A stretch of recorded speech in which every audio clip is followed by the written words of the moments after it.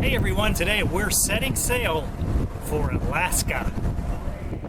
As we leave the port of Seattle, you can feel the excitement.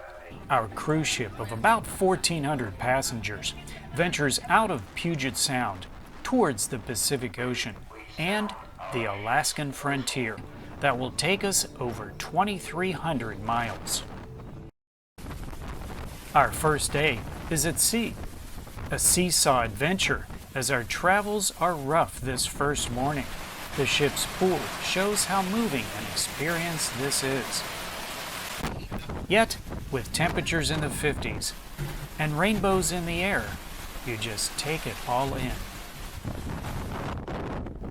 After traveling nearly 800 miles, we reach our first stop, Juneau. We head 1,800 feet up the tramway for a great view on a beautiful day. She's a tenth of her body weight. She's about a pound of salmon a day. This female eagle and a totem pole craftsman are two of the many attractions atop Mount Roberts. Juneau is not only Alaska's state capital, but a favorite for cruise ships as well. This seaside town of just over 32,000 people has a rich history of Indian culture and thrives on tourism, which runs from May to October.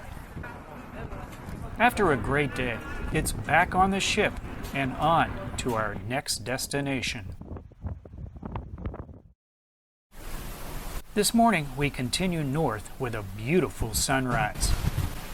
We're traveling 250 miles to the Hubbard Glacier. Ahead is the mouth of Yakutat Bay, which leads to the glacier. The ship's passengers, despite the cold, cherish the journey and the glacier ahead. Small ice blocks begin to pass. Only 20% of an iceberg is seen at the surface, per our tour director. In all, the Hubbard Glacier is 76 miles wide, 600 feet tall at its highest point, although 350 feet are exposed above the waterline and 250 feet below. It is the largest tidewater glacier on the North American continent. It continues to grow and calve or shed daily. As we circle past the glacier, we begin to veer south to continue our cruise.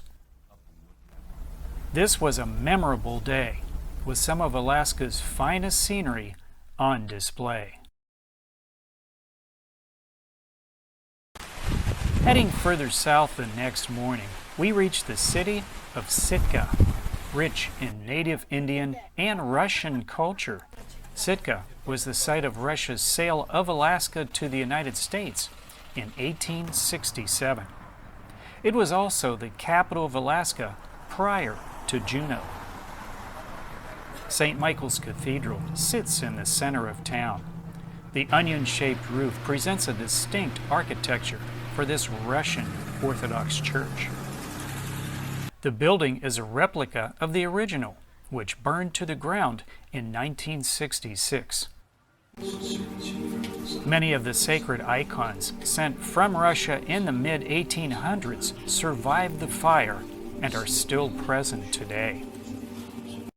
A statue of Lord Baranov, the Russian Tsar who orchestrated Russia's dealings with the natives in the 1800s, sits near the center of town as well. Much of this coastal city sits off Baranov Island. A rafting tour on the Pacific Ocean was up next. This was an exhilarating ride. Seeing nature off the volcanic shoreline and weaving through local islands. Up to 50 miles per hour, we venture out for whale sightings. There is a pod of whales to our enjoyment. Got that one. There's two of them. Here comes one here. Right there. Yep, there he is. Boom. Oh, wow. With all abuzz in our raft, we head back after a thoroughly satisfying experience. Before making a brief stop in Canada, we reach our final destination, Ketchikan.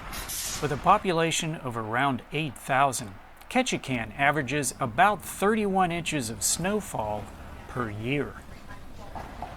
In the early 1900s, Alaska's notorious red light district existed here. Today, those colorful homes, now retail shops, reflect the city's colorful past, which lasted over 50 years. As in many Alaskan towns, seafood is prevalent. Even the birdlife have no problem finding food.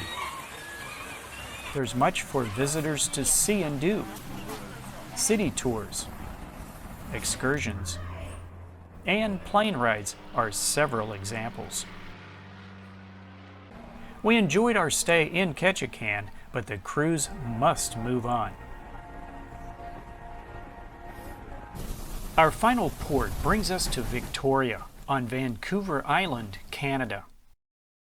The city is the capital of British Columbia. This brief Saturday evening stop gives us a chance to see the city. With little time to view famous Burchard Gardens, we instead take a breezy stroll along Government Street and enjoy a pleasant final evening.